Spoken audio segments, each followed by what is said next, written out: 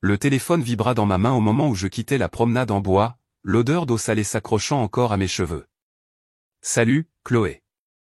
C'était Madame Dubois, la voisine âgée qui regardait toujours à travers ses rideaux comme si elle assistait à un feuilleton en direct. Sa voix tremblait. Ma chérie, je ne veux pas t'alarmer, mais il y a eu des allées et venues de voitures dans ton allée toute la journée. Pas seulement une ou deux, au moins 8. J'ai vu ta cousine Sophie transporter des sacs à l'intérieur. Je pensais que tu étais censée être absente de la ville.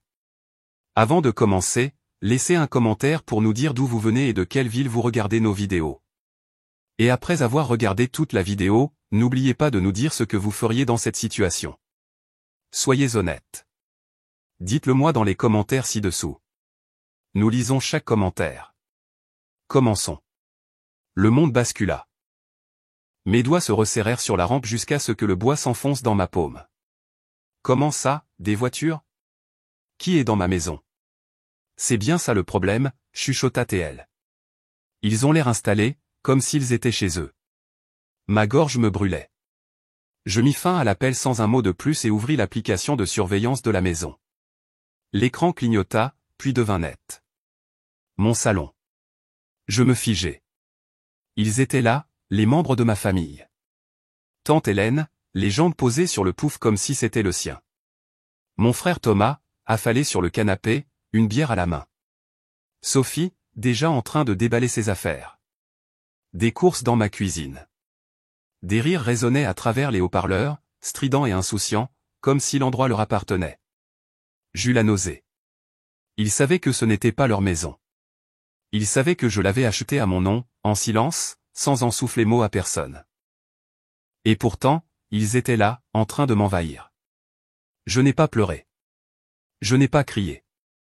Je les ai juste regardés à travers l'objectif de la caméra comme une étrangère observant des inconnus. Ma mâchoire se serra au point que j'entendis mes dents grincer.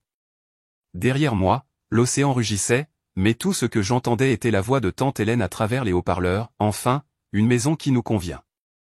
Elle allait bien finir par nous la céder. Elle est trop faible pour se défendre. Ma poitrine brûlait de chaleur, d'humiliation, de rage. Pourtant, sous tout cela, quelque chose de plus froid s'agitait. Une clarté que je n'avais pas ressentie depuis des années. J'ai réservé le premier vol pour rentrer. Quelques heures plus tard, je me tenais sur le porche de ma maison. Ma maison. Les clés encore dans mon sac, mon cœur battant à tout rompre dans mes oreilles. À travers la vitre dépolie, je voyais des ombres bouger. J'entendais des vers s'entrechoquer. Des rires. La musique à fond. J'ai tourné la poignée. Non verrouillée. Il n'avait même pas pris la peine de changer la serrure. La porte grinça en s'ouvrant. Silence. Toutes les têtes se tournèrent. Chloé. Thomas se leva d'un bond, arborant un faux sourire. Tu es rentré plus tôt. On gardait juste la maison au chaud pour toi. En entrant par effraction, ma voix trancha dans la pièce, froide et acérée. Personne ne parla. Les regards fuyaient, les pieds traînaient. Puis un bruit. Des pas derrière moi. Le genre de démarche assurée et délibérée qui faisait rétrécir la pièce. Mon mari, Lucas, entra, les épaules larges, sa veste de costume encore impeccable après le vol. Il ne cria pas. Il ne sia pas. Il marcha simplement jusqu'au milieu du salon, chaque membre de ma famille le regardant comme des enfants pris la main dans le sac. Il se tourna une fois, lentement, délibérément. Son regard se posa sur chacun d'eux, puis s'arrêta. Ses mots étaient calmes, mais chaque syllabe avait du poids. Qui vous a dit que c'était à vous? La pièce crépitait de tension. Tante Hélène ouvrit la bouche, puis la referma. Sophie tripotait un verre. Thomas regardait le sol, mais moi, je restais figé. Pas à cause d'eux, mais parce que la question de Lucas ne s'adressait pas seulement à eux. Ses yeux se sont tournés vers moi aussi, vifs, investigateurs, comme s'il voulait savoir pourquoi je ne lui avais pas parlé de la maison plus tôt, pourquoi j'avais gardé ce secret. Le silence s'étira. Mon pouls martelait. Personne n'osait répondre. Finalement, la voix de Lucas baissa d'un ton, chaque mot coupant plus profondément. Faites vos bagages. Vous tous. Maintenant. Personne ne bougea. Le silence dans le salon était si épais qu'il semblait être une corde se resserrant autour de ma gorge. La voix de Lucas avait été calme, mais l'effet fut nucléaire. Mes parents se figèrent comme si ces mots les avaient sculptés en statue. Finalement, tante Hélène se ressaisit assez pour rire, bien que son rire s'étranglât dans sa gorge. Lucas, chéri, tu ne comprends pas. Cette maison, c'est une propriété familiale. Chloé ne verrait pas d'inconvénient. Elle sait que le sang passe avant tout. Ma poitrine s'enflamma. Propriété familiale? Mes mots étaient aussi tranchants que du verre. J'ai signé chaque papier moi-même. Aucun d'entre vous n'a contribué un seul centime. Ne restez pas là à prétendre que cela vous appartient. Thomas leva sa canette de bière avec un sourire narquois, les yeux vitreux. Oh, allons, Chloé. Tu as toujours été la radine. Tu caches des choses. Tu gardes des secrets. À quoi sert une maison de cette taille si tu ne la partages pas avec ta propre famille? Ces mots me frappèrent plus durement que prévu. Non pas parce qu'ils étaient vrais, mais parce qu'ils faisaient écho à des années de chuchotement avec lesquels j'avais grandi, égoïste, ingrate, difficile. Le genre de mots qui restent même quand on essaie de les enterrer. Lucas s'approcha de Thomas, sa voix basse et ferme. Tu ne vis pas ici. Tu n'as rien à faire ici. Et tu n'as pas le droit d'insulter ma femme dans sa propre maison. Sophie laissa tomber le sac de course qu'elle déballait, sa voix aiguë. Ta femme? Ricana-t-elle, ses yeux me foudroyant. Tu veux dire la femme qui se croit meilleure que nous tous? Elle a toujours été comme ça, Lucas. À tout garder pour elle, à cacher des choses, à prétendre qu'elle est au-dessus de sa lignée. Nous sommes une famille. Nous méritons une part de tout ça. Et si tu crois que tu peux débarquer ici et... Assez. Le ton de Lucas ne monta pas. Ce n'était pas nécessaire. Ses yeux seuls la firent taire. Mais mes mains tremblaient, mes ongles s'enfonçant dans mes paumes. Pendant des années, j'avais laissé leurs mots me meurtrir. J'avais ravalé ma colère, me disant qu'il était plus simple de maintenir la paix. Mais les voir étalés sur mes meubles, buvant dans mes verres, souriant narquoisement comme des squatteurs, ça a déclenché quelque chose en moi. Vous ne méritez rien, dis-je, ma voix tremblante mais forte. Pas une chaise, pas une assiette. Vous êtes entré par effraction chez moi, avez bafoué ma confiance, et vous avez encore le culot de revendiquer des droits. Ça se termine ce soir. Tante Hélène se leva, le visage rouge, les veines saillantes sur son cou. Ne me parle pas comme ça, Chloé. Je t'ai élevé quand ta mère ne le pouvait pas. Tu me dois quelque chose. Cette maison est le moins que tu puisses me donner en retour. Je tressaillis. Ces mots étaient une lame pressée contre une vieille blessure. Elle a toujours su comment faire mal. Mais Lucas se plaça devant moi, son dos solide, sa présence inébranlable. Elle ne te doit rien, dit-il, sa voix toujours calme. Vous avez profité d'elle pendant des années. C'est fini maintenant. Faites vos bagages. Thomas claqua sa bière sur ma table, le liquide éclaboussant partout. Sinon quoi, Lucas? Tu vas appeler les flics? Leur dire que ta belle famille est venue te rendre visite? Ils te riront au nez. Lucas ne s'y a pas, essayez pour voir. La tension dans la pièce éclata. Tout le monde se mit à parler en même temps, accusation, défense, excuses. Mon cœur battait la chamade alors que je regardais le chaos que j'avais autrefois appelé ma famille. Et puis, comme un éclair, la clarté me frappa. Je n'avais pas besoin de crier. Je n'avais pas besoin de supplier. Cette maison n'était pas seulement faite de bois et de briques. C'était ma limite, et il l'avait franchie. Je saisis mon téléphone, les doigts stables maintenant, et commençai à taper. Thomas le remarqua en premier. « Qu'est-ce que tu fais ?»« Je documente, » dis-je sèchement. Chaque mot, chaque visage, chaque intrusion. Vous pensez que personne ne me prendra au sérieux? Essayez d'expliquer ça quand les images seront diffusées. Pour la première fois, la peur vacilla sur le visage de Sophie. La confiance de tante Hélène s'effrita. Thomas jura à voix basse. La main de Lucas frôla la mienne, me ramenant à la réalité, me stabilisant. « Tu n'as plus à les combattre seul, » murmura-t-il. Je relevai le menton. « Je sais. Mais cette fois, je veux qu'ils me voient me battre. » La pièce tourbillonnait de leurs balbutiements et de leurs excuses, mais je ne les entendais plus de la même manière. Pour la première fois, je n'étais pas la fille qui se recroquevillait sous leurs ombres. J'étais la femme qui avait acheté une maison qu'ils ne pourraient jamais revendiquer. Et ils étaient sur le point d'apprendre ce que cela signifiait. Le salon ressemblait à une zone de guerre. Des visages auxquels j'avais autrefois fait confiance me semblaient maintenant être des intrus squattant ma vie. Chaque seconde, leurs excuses me déchiraient. Mais je restais silencieuse, laissant la caméra de mon téléphone enregistrer chaque mot, chaque lueur d'arrogance sur leur visage. Thomas me pointa du doigt, sa voix dégoulinante de moquerie. « Tu crois vraiment que quelqu'un va prendre ton parti, Chloé ? Nous sommes une famille. Les juges ne mettent pas la famille dehors pour une simple visite. Tu as toujours été dramatique. Personne ne te prend au sérieux. » J'appuyai plus fort sur le bouton d'enregistrement, ma voix plate et tranchante. « Continue de parler, Thomas. S'il te plaît. Tu es en train de monter mon dossier pour moi. » Sophie ricana en rejetant ses cheveux en arrière. « Tu penses que tes petits enregistrements signifient quelque chose ? Tu es pathétique, Chloé. Pathétique d'avoir acheté cette maison en secret. Pathétique de te cacher de ta propre famille. Et pathétique de penser que ça change qui tu es. Tu seras toujours la faible. » Ces mots me transpercèrent, mais cette fois, ils ne s'enfoncèrent pas. Je sentis la main de Lucas frôler à nouveau la mienne, le poids de sa présence m'ancrant.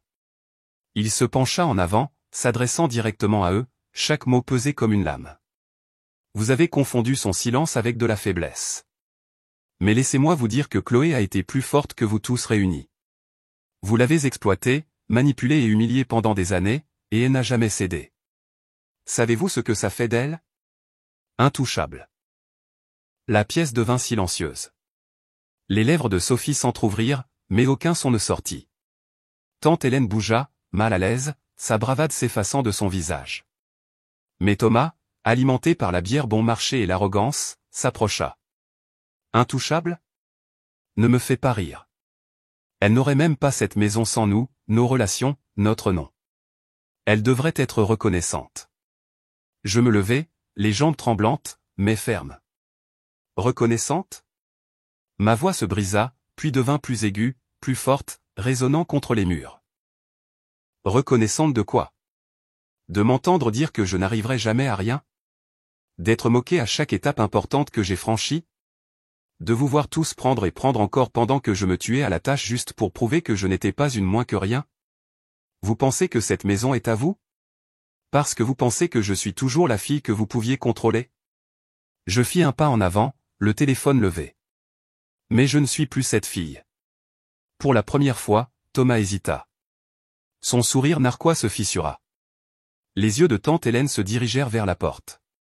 Sophie croisa les bras, mais son assurance vacillait. Lucas saisit l'instant, sa voix basse, mais mortelle. Vous avez 5 minutes. Prenez vos sacs.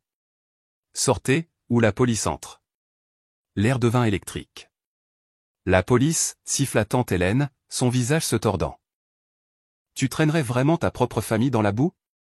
Le sang ne signifie rien, lancai-je, quand tout ce que vous avez jamais fait, c'est me saigner à blanc. Les mots me choquèrent moi-même. Mais une fois prononcés, je sentis quelque chose se dénouer dans ma poitrine, du pouvoir, de la clarté. Les années de silence se brisant en 1000 morceaux. La voix de Sophie rompit le moment, stridente et désespérée. Tu bluffes. Tu n'oserais pas, Lucas sortit son téléphone, le fit défiler délibérément, puis le leva pour que l'écran brille dans la pénombre. Essayez pour voir. Le son de son pouce planant au-dessus de la touche d'appel suffit. Les épaules de tante Hélène s'affaissèrent. Thomas jura à voix basse, arpentant la pièce comme un animal en cage.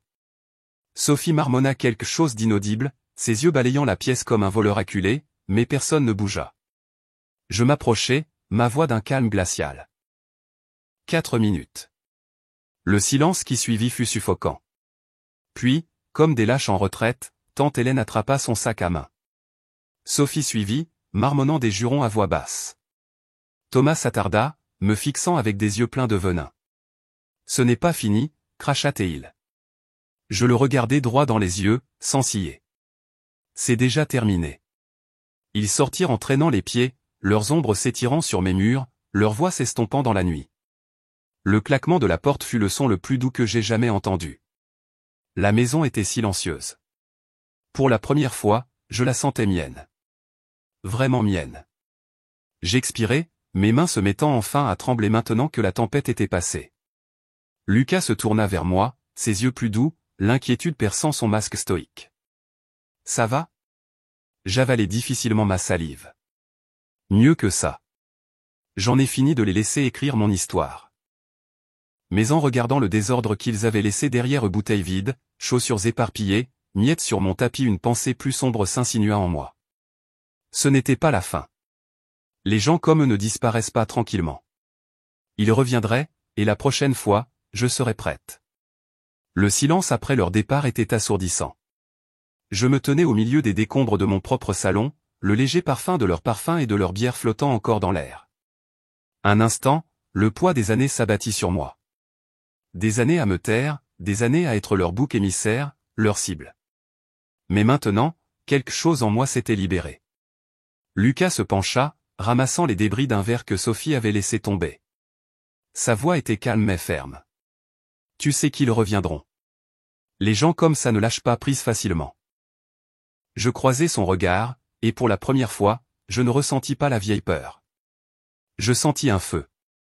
Alors je m'assurai qu'il regrette d'avoir jamais mis les pieds ici. Cette nuit-là, je n'ai pas dormi. J'ai fait défiler les images, chaque rire, chaque insulte, chaque mot de droit qu'ils avaient prononcé sous mon toit. Je les ai coupés, sauvegardés, catalogués. Mais je ne me suis pas arrêté là. J'ai sorti les relevés bancaires, les papiers de prêt, les messages que Thomas m'avait envoyés au fil des ans pour demander de l'argent et ne jamais le rembourser, des reçus, des captures d'écran, la preuve des années où j'avais été vidé de mes ressources.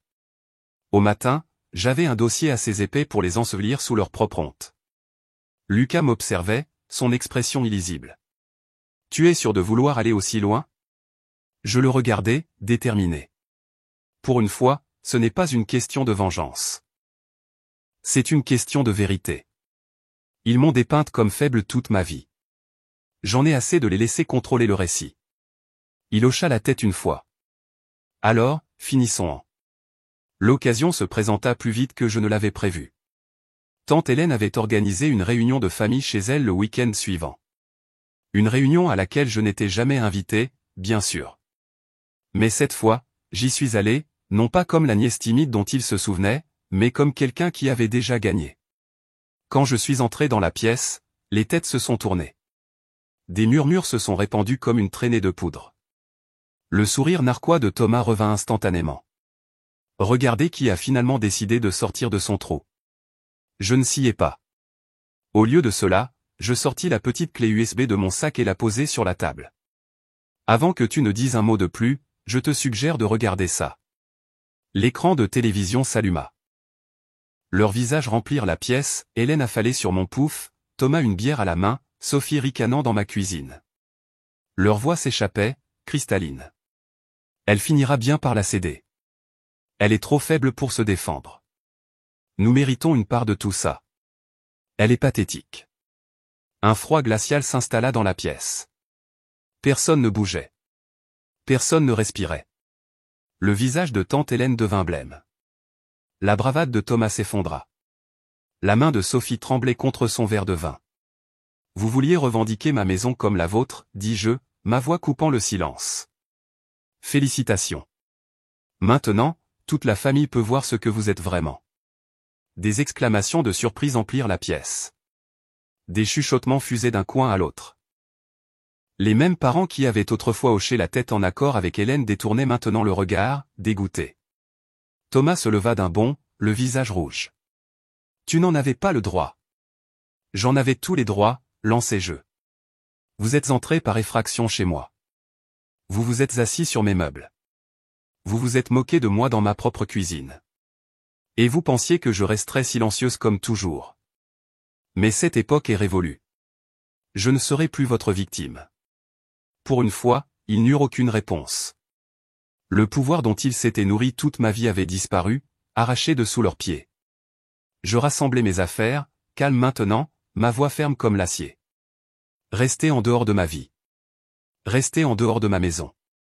Parce que la prochaine fois que vous franchirez cette ligne, ce ne sera pas seulement la famille qui regardera les images. Ce sera la justice. Le silence qui suivit fut assourdissant. Je me tournai pour partir, mais pas avant de jeter un dernier regard en arrière. Les yeux de Sophie étaient humides, les lèvres de Hélène tremblaient, et les poings de Thomas se serraient de rage impuissante. Mais plus rien de tout cela n'avait d'importance, car pour la première fois de ma vie, je ne partais pas vaincu. Je partais libre. De retour à la maison ce soir-là, Lucas me versa un verre d'eau et le fit glisser sur le comptoir. Ses yeux s'adoucirent en me regardant. Tu leur as enfin tenu tête. Je laissai échapper un souffle que j'avais retenu pendant des années. Non. Je me suis enfin défendu. La maison était de nouveau silencieuse, mais cette fois, ce n'était pas de la solitude. C'était la paix. Ma paix. Je regardais autour de moi les murs, les meubles, la maison que j'avais bâtie toute seule. Pendant des années, on m'avait dit que ce ne serait jamais assez, que je ne serais jamais assez. Mais ce soir, je savais que c'était faux. Parce que cette maison n'était plus seulement une maison. C'était une preuve. La preuve que je pouvais survivre, me défendre et gagner. Et personne, ni la famille, ni le sang, ni même les fantômes du passé, ne pourraient jamais me l'enlever.